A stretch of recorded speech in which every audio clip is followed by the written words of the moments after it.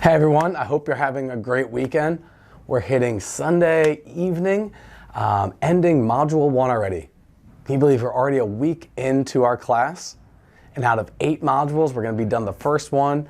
I can't say enough about the discussion board. I loved everything that I saw, learning about each and every one of you, being willing to share kind of your worldview, share your story, share your narrative up to this point. It really gives me some good insight of who you are, what drives you, and some of your background, which will help definitely throughout the course. I've also really appreciated people's willingness to ask more of their classmates. So to explore a little bit deeper, to question a little bit some things they've said and say, can you tell me more about this? I think it really allowed for some deeper answers. It allowed for some more introspective thought from each of the classmates. So I really appreciate the amount that I've seen shared on the board, the willingness to respond to each other and check in. Now, one common thing you do see is we look for commonalities with each other, don't we? So we read someone's story and we say, oh, you're also female, you're also middle-aged, you're also have a family. And we look to connect in to our similarities. One thing we want to do throughout this course is also understand the differences and celebrate those just as much. And thinking of as a counselor is if we're constantly looking for similarities with our clients, yes, that might help with a little bit of connection, but we might be missing out on a big part of who they are. So we might bypass the differences to try to connect over the similarities, and they might not feel heard. So we really want to be able to step back from ourselves, hear our client and who they are, and find out what's most important to them, and finding out how what they're sharing with us has influenced their worldviews. So as we go through this course and as we hear from our classmates with what they're thinking, instead of questioning, instead of trying to put it in our own perspective, let's hear them for them. Let's try to really understand what they're saying, how their worldview shapes how they're thinking, and maybe how, if they're asking for clarification or if they're asking to see things in a different way, how their worldview can promote that and how that can limit that.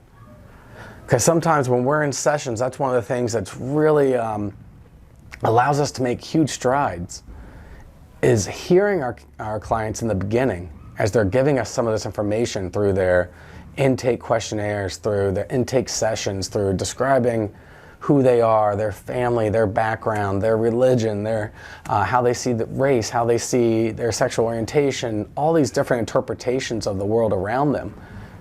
And when we can check into that later on in a session or say, hey, I remember you sharing this with me. How does that affect what you're telling me now?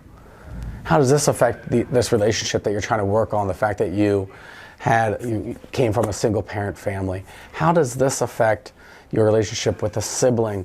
All these different things that we can bring back into the session to help the client see themselves and understand how their own line of thinking might be affecting their current actions, positively or negatively. So overall, awesome start. We're going to start delving into some more in-depth looks. We're going to be looking at, in Chapter 2, kind of the multicultural side of things to do with race and culture in that way. And so we're really going to start diving into privilege in a way, diving into some areas of multicultural counseling there. I will be putting up a video for you to analyze as well and to look at, and also we'll continue to add some case studies so you can, from the text and from outside, so we can take a look at how this actually applies in the counseling session. So again, thank you very much. Don't hesitate to reach out to me. Again, on the discussion boards, I'm going to chime in here and there. I'm going to maybe add a little bit, but the discussion board is really your place to challenge yourself, to ask questions. Maybe, hey, I was reading this and this is how I see it. What do you all think? Or how would you interpret this? So the discussion board is really for you and classmates to interact there. I'll put out a date for our first optional Zoom for this coming week.